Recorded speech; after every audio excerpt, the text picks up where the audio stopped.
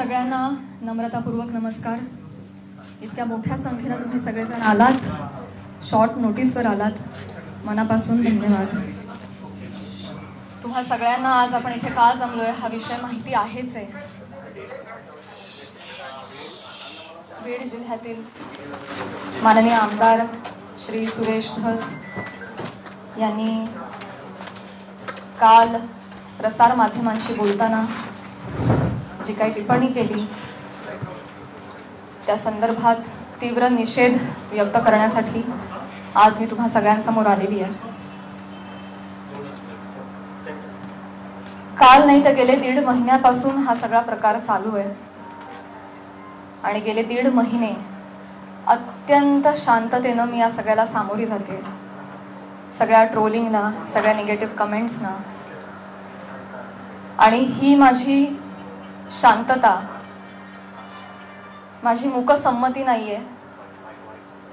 मी माझ्यासारख्या अनेक महिला, कलाकार या सगळ्यांची ही हतबलता आहे. हे शांत राहणं तुम्हा सगळ्यांमुळे कुठे ना कुठेतरी आमच्यावर बेतलेलं आहे. एक व्यक्ती आपल्या कुठल्या तरी रागाच्या भरात, उद्वेगाच्या भरात काहीतरी बरळून जाते, त्यानंतर त्या 2 वाक्यांचा मीडिया 1000 व्हिडिओ करतो, तेवढेच शब्द पकडतो, त्याच्यावर 1000 व्हिडिओज बनतात युट्यूब चॅनल्सवर. मग एका सेलिब्रिटीला त्याच्यावर वक्तव्य करणं भाग पाडलं जातं. मग ती बोलते, मग परत पहिल्या व्यक्तीला वाटतं आता आपण बोललंच पाहिजे, मग ती परत व्यक्ती बोलते, मग आता परत बोलणं कर्मप्राप्त होतं कारण आता नाही बोलली का, गप्प बसली का, मागे हटली, मग ही परत व्यक्ती बोलते. ही चिखलफेक चालू राहते, महिलांची अब्रू निघत राहते आणि सगळ्यांचं मनोरंजन होतं. हे होऊ नये, सगळ्या समाज माध्यमांसमोर ही चिखलफेक होऊ नये म्हणून मी यात पडले नाही. मी शांत बसणं हा पर्याय स्वीकारला. या गटारात मी दगड टाकणं योग्य समजलं नाही. ऑल्सो मला असं वाटलं की हा विषय इतका खोटा आहे, ही गोष्ट इतकी धादांत खोटी आहे, त्याला काही बेस नाही.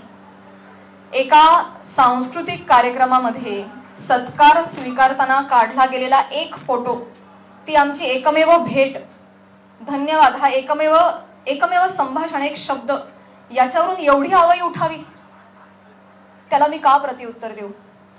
जेव्हा त्या गोष्टीवर मी भाष्य करते, 10 लोकांपर्यंतची गोष्टी 1000 लोकांपर्यंत पोहोचतात. ती जर गोष्ट खोटीच असेल तर ती किती काळ टिकणार, त्या गोष्टीला आपण किती महत्त्व द्यायचं? म्हणून मी त्या गोष्टीकडे दुर्लक्ष केलं. शांत बसणं मी योग्य समजलं आणि याला भरपूर साथ होती ती मी ज्या व्यक्तींबरोबर काम करते, ज्या संचाबरोबर काम करते, माझं कुटुंब, माझा मित्रपरिवार, सगळे आप्तेष्ट, महाराष्ट्रातली जनता, प्रेक्षक ज्यांचं प्रेम आहे माझ्यावर. कोणीही माझ्यावर एका शब्दानेही कधी शंकेच्या दृष्टिकोनातून पाहिलं नाही, कधीही मला विचारलं देखील नाही. प्रत्येक जण भेटला त्यावेळी हे म्हणाला, प्राजक्ता योग्य करतेस, शांत राहा, धीरानं सामोरी जा. या अशा आवया उठतात आणि निघून जातात, सरपास होतात, तू शांत राहा, धीरानं सामोरी जा.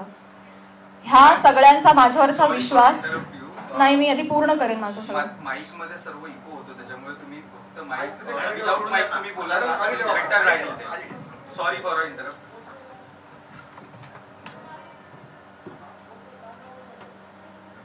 तर ह्या सगळ्या ज्या आवया असतात, जशा निघतात तशाच निघून जातात. असं सगळं असल्यामुळे आणि या सगळ्यांचा पाठिंबा आणि माझ्यावरचा विश्वास इतका दांडगा होता ही माझ्यासाठी अत्यंत जमेची बाजू होती. त्यामुळे मला माझ्या चारित्र्यावरचं एक्सप्लेनेशन द्यायला समोर यावं अशी गरजच वाटली नाही. आज ही वेळ येते, ही अत्यंत नामुष्की आहे आणि ती वेळ आली आहे कारण एक लोकप्रतिनिधी याच्यावर टिप्पणी करतात.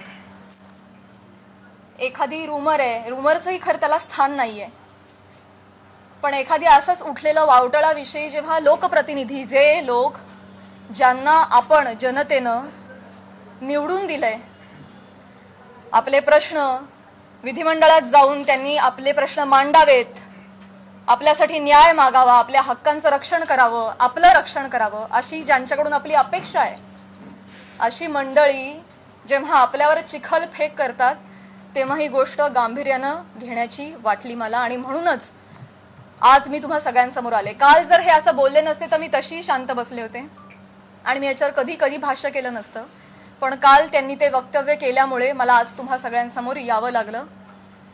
कारण जेव्हा एक लोकप्रतिनिधी असतो जो हजारो लाखोंचं नेतृत्व करतो, लाखो जनता त्यांच्या विचारांना फॉलो करते, जेव्हा ते बोलतात तेव्हा त्यांची विचारधारा लाखोंची विचारधारा होते, ते त्या गोष्टींवर कुठेतरी ठसा उमटवतात आणि खरी आहे असं भासवतात, तेव्हा मात्र ही फार गंभीर बाब होऊन जाते.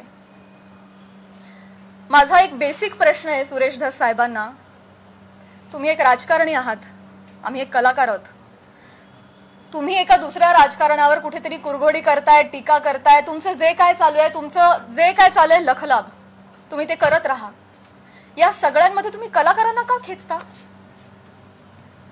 आम्हा कलाकारांचा ह्याच्यामध्ये काय संबंध? काय बीडमध्ये काहीतरी कायदा सुव्यवस्थेचा काही प्रश्न निर्माण झालेला आहे, त्याच्यावर भाष्य करत असताना कलाकारांवर गाडी का घसरते? बर, ते इव्हेंट मॅनेजमेंट विषयी काहीतरी सांगत होते की यांच्याकडून शिकावं इव्हेंट मॅनेजमेंट, मान्य. पण मग महिला कलाकारांचीच का नावं येतात? का परळीला कधीच कोणी पुरुष कलाकार गेला नाही का हो कार्यक्रमाला? त्यांची नावं का नाही येत? इव्हेंटमॅनचं तुम्हाला जर एक उदाहरण द्यायचं आहे तर पुरुष कलाकारांची नावं घ्या ना. महिलांची नावं घेऊन अतिशय कष्टानं ज्या महिला अतिशय छोट्या फॅमिलीमधून येऊन संघर्षमय आयुष्य जगत मोठ्या होतात आणि आपलं एक नाव कमवतात, त्यांची प्रतिमा ते असं बोलून डागाळतात. हे कितपत योग्य आहे? तुम्हाला उदाहरण द्यायचे, तुम्ही पुरुष कलाकारांची नावं द्या. पण त्यांनी तसं केलं नाही. त्यांनी त्यांच्या वैयक्तिक स्वार्थासाठी फिल्म इंडस्ट्रीमध्ये काम करणाऱ्या महिलांची नावं घेतली, त्याचा वापर केला, गैरवापर केला. त्यांनी स्वतःचा टीआरपी वाढवण्यासाठी महिलांची नावं घेतली, अतिशय कुत्सितपणे टिप्पणी केली, अतिशय कुत्सितपणे. एक कलाकार म्हणून वेगवेगळ्या शहरांमध्ये जाणं, प्रेक्षकांचं मनोरंजन करणं हे कलाकारांचं काम आहे. आणि फक्त परळी नाही, महाराष्ट्राच्या कानाकोपऱ्यात जाऊन मी याही आधी कार्यक्रम केलेले आणि यापुढेही करत राहणार, आणि सगळेच कलाकार करतात. याआधीही हजारो नेत्यांबरोबर, प्रतिथयश क्षेत्रातल्या सगळ्या मान्यवरांबरोबर फोटो आहेत. मग तो फोटोचा रेफरन्स उचलून तुम्ही कोणाही बरोबर असं नाव जोडून टाकणार का? हे एक महिला म्हणून, महिला कलाकार म्हणून मला अतिशय ही बाब निंदनीय वाटते. महाराष्ट्रातल्या राजकारण्यांना हे कृत्य शोभत नाही. बरं, ते जे बोललेत ते इतकं कुत्सित आहे. अच्छा, त्या पण येतात का परळीला? अच्छा अच्छा. कोणाला जर नवा चित्रपट वगैरे करायचा असेल तर परळी पॅटर्न अवलंबावा, त्यांचा जे काय जवळचा पत्ता वगैरे. काय म्हणायचंय काय तुम्हाला? तुम्ही फक्त महिला कलाकारांच्या चारित्र्यावर शिंतोडे नाही उडवत आहात, महिलांच्या कर्तृत्वावर सुद्धा तुम्ही प्रश्नचिन्ह उपस्थित करताय. का? कुठल्याही पुरुषाच्या किंवा राजकारण्याच्या कुबड्यांशिवाय एखादी महिला स्वकर्तृत्वावर यशस्वी होऊ शकत नाही का? कष्टांनी आणि मेहनतीनं एखादा माणूस मोठा होतो, याच्यावर तुमचा विश्वास का नाही बसत? ही अशी टिप्पणी करून तुम्ही माझी नाही, आम्हा महिलांची नाही, स्वतःची मानसिकता दाखवताय असं मला वाटतं. आणि ही अतिशय खेदजनक बाब आहे. मला पाणी आणि टिश्यू द्या. इस्पेशली फिल्म इंडस्ट्री मधल्या महिलांवर फार सॉफ्ट कॉर्नर, फार सॉफ्ट टार्गेट, कोणी यावं पटकन नावं घेऊन जावं. तुम्ही तुमच्या राजकारणासाठी मी विनंती करते, तुमच्या वैयक्तिक राजकारणासाठी तुम्ही फिल्म क्षेत्रात मधल्या महिलांच्या नावाचा गैरवापर करणं बंद करावं अशी मी त्यांना विनंती करते. आणि ज्या कुत्सितपणे त्यांनी टिप्पणी केली आहे, या सगळ्या गोष्टीचा प्रसार माध्यमांसमोर हशा पिकवण्यासाठी त्यांनी उपयोग केलेला आहे. हे वागणं महाराष्ट्रातल्या राजकारण्यांना शोभत नाही, ही अतिशय निंदनीय बाब आहे. आणि म्हणूनच ज्या कुत्सितपणे त्यांनी टिप्पणी केली आहे आणि हशा पिकवलाय, प्रसार माध्यमांसमोर कसं बोलावं, काय बोलावं याचं ज्यांना भान नाहीये त्यांना मी विनंती करते की त्यांनी तितक्याच विनम्रतेनं माझी जाहीर माफी मागावी. आणि फक्त माझीच नाही, माझ्याबरोबर अनेक महिलांचा त्यांनी चुकीचं नाव घेऊन उल्लेख केलेला आहे. आणि या गोष्टीचा एक उपयोग करून मी त्यांना हेही सांगू इच्छिते की अशा पद्धतीनं कुठल्याही राजकीय गोष्टीसाठी फिल्म इंडस्ट्रीमधल्या महिलांच्या नावाचा गैरउपयोग होता कामा नये. पुढे जाऊन मी हेही सांगू इच्छिते, मी आज महिला आयोगाकडे तक्रार केलेली आहे की कायद्याच्या चौकटीत राहून तुम्ही याच्यावर योग्य ती कारवाई करावी. मी देखील कायदेशीर कारवाई करत राहीन. याचबरोबर माननीय मुख्यमंत्री साहेब, उपमुख्यमंत्री साहेब यांना देखील मी विनंती करते, काय या दोन व्यक्ती दोन वाक्य बोलून गेल्या, पण प्रसार माध्यमं तेवढीच दोन वाक्य घेऊन त्याचे 1000 व्हिडिओ बनवतात, इतके वाईट मथळे देतात, हेडलाईन्स देतात. समोरच्या माणसाच्या आयुष्यात तुमच्या या मथळ्यांमुळे एक वादळ येऊ शकतं, त्यांच्या करिअरवर परिणाम होऊ शकतो, त्यांची प्रतिमा डागाळली जाऊ शकते, त्यांचं करिअर बर्बाद होऊ शकतं, ते डिप्रेस होऊ शकतात, ते आत्महत्या करू शकतात. तुम्हाला काळजी वाटत नाही या गोष्टीची? आपण आपला टीआरपी वाढवण्यासाठी, आपण आपला एक सेट टार्गेट अचीव्ह करण्यासाठी कुठल्या थराला जाऊन बातमी करतो, त्याचं किती वेगवेगळ्या पद्धतीनं. आता फॉर एन एक्झाम्पल, कालच मी ही बातमी वाचली आणि ती इतकी हर्टफुल होती. बीडमधील हत्या प्रकरणात आता प्राजक्ता माळींचंही नाव जोडलं जातंय. काय संबंध, काय दोन गोष्टींचा? आपण काय हेडलाईन्स करतो त्याचा समोरच्या माणसावर. ही माझी आई रात्रभर झोपली नाही, 1.5 महिना, मला वाटत नाही तिला शांत झोप लागली असेल. एक कमेंट नाही जी यांनी वाचली नाही. हा माझा भाऊ, यांनी सोशल मीडिया बंद करून टाकला, सगळे अकाउंट्स डिलीट केले. आज हा प्रसंग फक्त माझ्याशी निगडीत राहिलेला नाहीये, हा माझ्या कुटुंबावर त्याचा परिणाम होतोय आणि अत्यंत वाईट परिणाम होतोय. समाजामध्ये अशा पद्धतीनं प्रतिमा डागाळली जाणं एका मुलीची, आणि स्पेशली फिल्म क्षेत्रामध्ये काम करणाऱ्या मुलीची, ह्याला तोंड देणं अजिबात सोपी गोष्ट नाहीये. तुम्ही सगळेजण हे समजू शकता. तर तुम्हा सगळ्यांना ही विनंती आणि माननीय मुख्यमंत्री साहेबांना ही विनंती की त्यांनी याबाबत काहीतरी ठोस कारवाई करावी. बेसलेस पुरावा कुठलाही असल्याशिवाय कोणीही बातमी करू नये अशा पद्धतीचे त्यांनी आदेश द्यावेत. या निमित्तानं मी करुणाताईंना सुद्धा विनंती करू इच्छिते आणि हे सांगू इच्छिते की तुम्ही स्वतः एक महिला आहात. तुम्हाला महिलांना होणारा त्रास तुम्ही समजू शकता. या पुरुष प्रधान संस्कृतीमध्ये जर महिलाच महिलांच्या पाठीशी उभ्या नाही राहिल्या आणि चिखलफेक करत राहिल्या तर कसं होणार? मी सांगू इच्छिते की तुम्हाला जी माझ्या बद्दलची माहिती मिळाली आहे ती अत्यंत चुकीची आहे. तुमच्या माहितीचा जो स्रोत आहे तो चुकीचा आहे करुणाताई. आणि आय एम शुअर की इथून पुढे तुम्ही कुठल्याही गोष्टीची खातरजमा केल्याशिवाय, शहानिशा केल्याशिवाय तुम्ही असं वक्तव्य करणार नाही आणि महिलांच्या बाबतीत तुम्ही देखील संवेदनशील राहाल अशी मी खात्री बाळगते आणि ही मी तुम्हाला विनंती करते.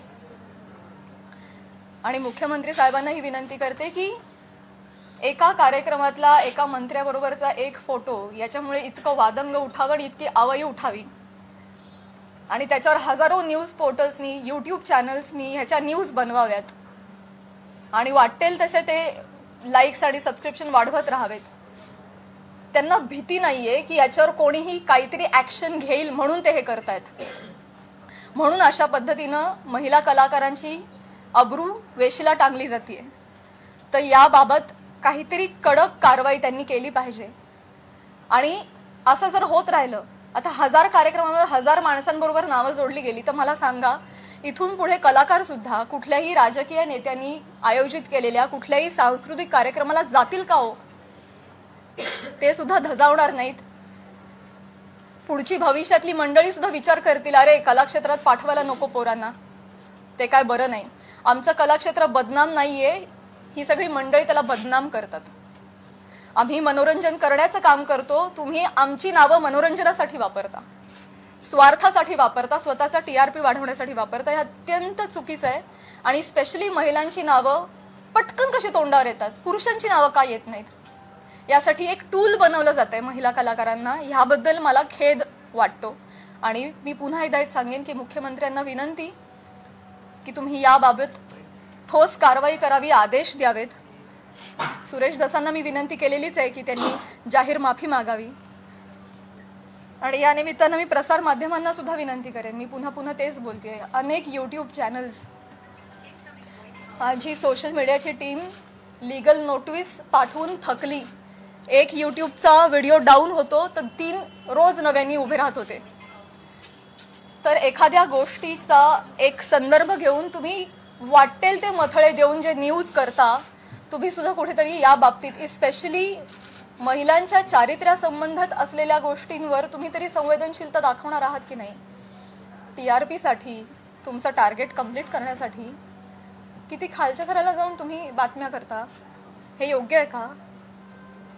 अशी मला तुम्हालाही प्रश्न विचारायचे आहेत. आणि तुम्हालाही विनंती करायची आहे की आपण सुद्धा एक सभ्यतेची पातळी सोडली नाही पाहिजे. आपण महाराष्ट्रात राहतो, महाराष्ट्र अतिशय सुज्ञ मंडळींचा प्रदेश आहे. आणि तुम्ही कोणीही अशा पद्धतीनं, मुळात आदेश आले पाहिजेत, त्याच्यावर ठोस कारवाई झाली पाहिजे. आणि आपण एक माणूस म्हणून सुद्धा, एक मराठी माणूस म्हणून सुद्धा आपण सुद्धा आपल्याला काहीतरी नियम घालून घेतले पाहिजेत असं मला वाटतं. मी माझं पूर्ण करते भाऊ. या निमित्तानं महाराष्ट्रातल्या जनतेला सुद्धा मला म्हणायचं आहे की आपण आता AIच्या जमान्यात आहोत. सोशल मीडियावर वाटेल तसे लोक व्यक्त होत आहेत.